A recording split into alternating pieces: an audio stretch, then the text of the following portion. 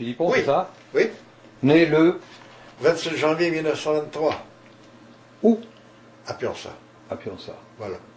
Donc vous avez avec vous toute l'histoire, presque Oh, d'un ben, siècle de je pense Pionça. maintenant, malheureusement, vous voyez, c'est qu'on est vieux. Hein. Il y avait mes amis là, j'ai des mémoires de Pionça. C'était Georges Penny qui est mort dernièrement. Là. C'était la mémoire de Pionça. Maintenant, on voit que c'est mon tour. Et c'est un mauvais signe, voyez-vous, c'est un signe qu'on devient vieux, qu'on est vieux. Hein? À Château-de-Montant, oui, j'ai connu un peu l'avant-guerre. Un peu... Mon père était facteur, c'est un titre très populaire, mon père, hein, très populaire. Et voilà, il a voulu à tout prix que je le remplace, je fasse le métier, et je l'ai fait.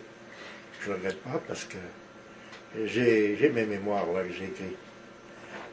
Je ne regrette pas le métier parce que c'est un métier. On est à Paris, bien sûr, mais enfin, la convivialité, la rencontre tous les jours avec les gens, le petit verre, les moments de discussion, et puis les bergères, bien entendu, hein, pendant des années. Ça fait que c'était vraiment un bon petit métier. Et sur la musique du coin, Patrice Musique, vous aviez connu Ah, ben la musique, j'aimais la musique aussi. J'aimais tout. Et vous avez connu, vous, les anciens qui étaient musiciens ici? Mon père était musicien.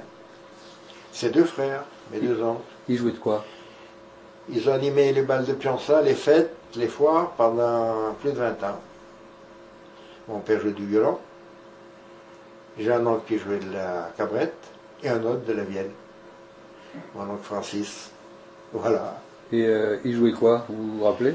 Mon père du violon, je veux dire. Non, mais ils jouaient le répertoire. Oh, ben les mazurkas, les polkas, les labourés, hein, l'auvergnate, comme il dit. Mais mon père, il jouait, là, après, quand j'étais jeune, moi. Il avait 2-3 violons, enfin, ils ont disparu. Voilà, ça fait que moi, j'ai joué de la mandoline très tôt, banjo mandoline, puis banjo, alto, et puis mandoline. Et vous avez joué avec eux, alors? Ah non, non. Jamais? Ah non, mon père il s'est né à 52 ans. Moi, c'était avant, j'ai commencé à jouer de la mandoline avant-guerre. Quand j'ai commencé le facteur, j'avais 16 ans. Hein. Ensuite, oui, j'ai joué du banjo. Mon banjo alto, je l'ai racheté après la guerre, 45. J'étais à Clermont, là j'ai dû l'acheter à Clermont. Après, une clarinette. Et après, du saxo. Saxo. Vous avez fait les balles un peu? Oh non, pour vous. Je jouais pour moi. Et j'ai joué un petit peu avec quelques copains de Pionça. Il y avait le directeur d'école, M. Charbonnier, qui jouait très bien du saxo. À Saint-Hilaire, il avait son frère. J'avais même enregistré une cassette, je ne sais pas ce qu'il est devenu. On avait joué ici, là, à 5. Donc 3 saxos, puis un accordéon, et puis une batterie. Je me débrouillais pas mal. Il n'a jamais joué avec un batteur, votre père, alors? Ah non. C'est vielle, cabrette, violon, point. Entre frères. Non, ils étaient tous les trois frères Philippon. Je l'ai mentionné dans beaucoup de choses d'ailleurs, qui jouaient, mon père m'expliquait ça, mon père Philippon. Et même quand on parlait de ça, parce que moi j'avais beaucoup, je vous écoutais bien sûr de la musique auvergnate, ça me faisait pleurer, à mon petit Maurice. Tout ça me rappelle mon bon temps. Évidemment. Donc là, vous êtes devant votre fameuse collection. Voilà, je suis devant ma collection, oui, qui a remplacé ma collection de fusils, il y en avait moins, j'en avais quand même une trentaine. Ah, je m'en souviens. C'est beaucoup plus pacifique quand même comme collection. Oui, puis... Mais celle-là, elle est quand même très impressionnante. Oui, si on veut, oui, elle est pas mal, il y a de beaux... Moi, pour moi, ce sont tous des vieux, voyez-vous. C'est pas des militaires, mais on en trouve en porcelaine, Vous ne plus en mettre, si vous en trouvez? Non, mais on n'en met plus, parce qu'on n'en met plus, j'en mets ça beau bout. Alors c'est terminé, les bénitiers. Oui, il y en a même dans ce coin. Ouais. Il y en a là-bas. Vous pouvez photographier ça dans le coin. C'était fait par un paysan du coin, là-bas, tout en bois. Oui, dans le coin, là-bas. Ah, mais sur le... Ah, vous en avez? Je vous disais plus de 510, 515. Ouais, c'est... Non, mais bon. vous voyez, tout ça, oui, c'est des bénitiers, mais c'est cette photo qui, pour moi, elle est sur Internet d'ailleurs. Hein? Cette photo, mais celle-là n'est pas bien. Celle-là, c'est une copie. Bon.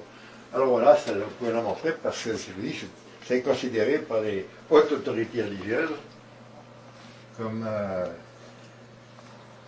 comme une apparition. Voilà, eh ben, non, ma passion, moi, je vous dirais que c'est pas tant ça, c'est les ovnis. Voilà, j'ai un site, d'ailleurs, vous pouvez aller dessus. Vous trouverez les mémoires ufologiques d'un facteur de campagne. Et vous avez vu des choses surprenantes Ah oui, de ce point de vue? très surprenant. Mais dans le cadre de votre tournée? Mais bien sûr. Vous savez, faut vous dire que les histoires d'ovnis, ça, les sortes de choses. Dans les paysans, vous savez, il y a 50% des paysans à la campagne qui ont vu quelque chose. Et moi, je faisais la tournée du quartier, là où il y avait quand même, à ce moment, à cette époque, 50, il y avait près de 60 mineurs. Presque tous, à leur poste de nuit, ils ont vu quelque chose en rentrant en venant de chez eux. Presque tous. Ils ont vu des choses bizarres. Ils n'en parlaient pas, personne n'en parlait. Ils en parlaient à moi quand je passais. C'était un facteur. On est Maurice Randon, une femme un jour qui dit Maurice, viens vite. Qu'est-ce qu'il y a? Ils n'avaient pas de journal. Ah, mais Randon, une seconde, il y a mon homme qui a vu quelque chose hier soir, il voulait t'en parler. Il n'était pas là, il l'a appelé, il est venu, il m'a expliqué ça. Il était suivi que chez lui. Mais il y en a combien comme ça? Ils n'en parlaient pas.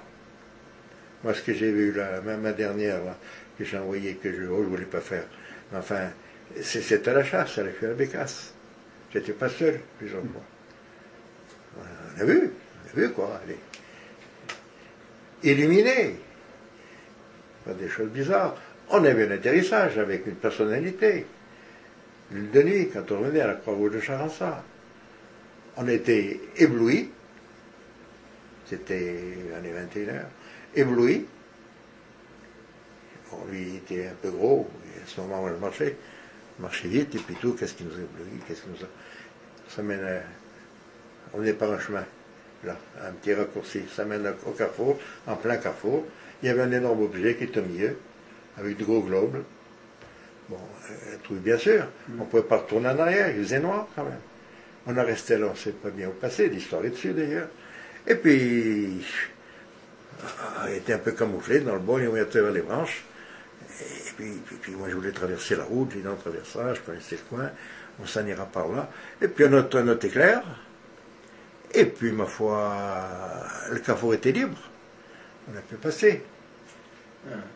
Mais j'ai eu des cas avec ma femme, elle l'a vu plusieurs fois.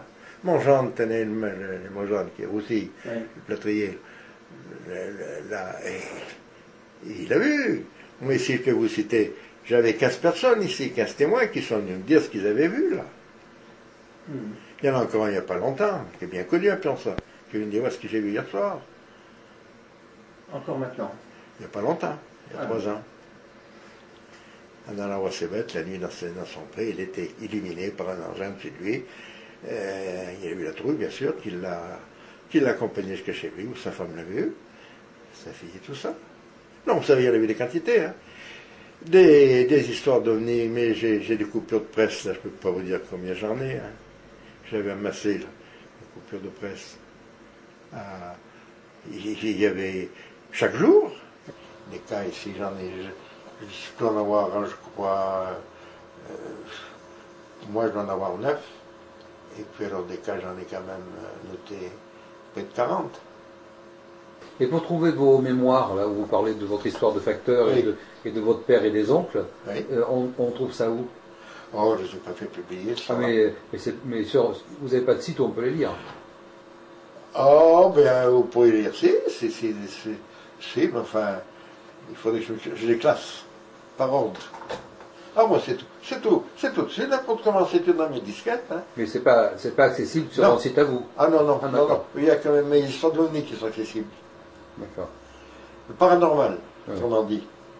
Est-ce que votre père vous a raconté des anecdotes de musiciens particulières? Non.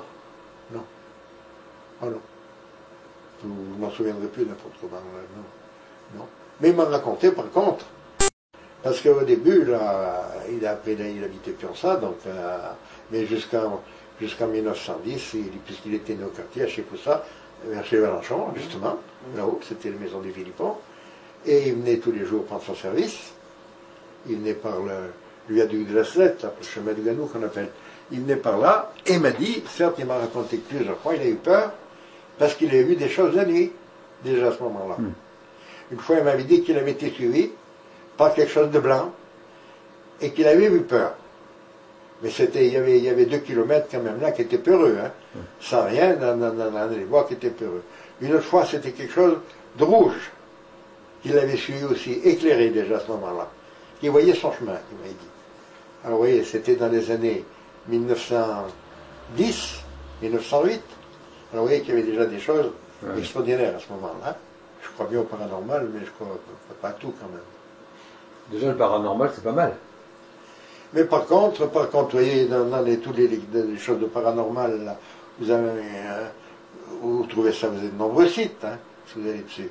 C'est les combustions spontanées. Vous avez écouté parler. Ouais. Il ne reste rien, il brûle comme ça sur place. Ben, il y a eu un cas à Saint-Hilaire il y a 3 ans.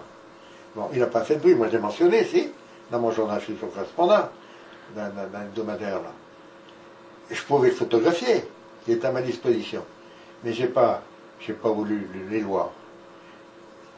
Eh bien, chez lui, c'est son voisin, ils n'ont pas vu, toujours en train de l'épier ce qu'il faisait, il ne voit pas d'un jour.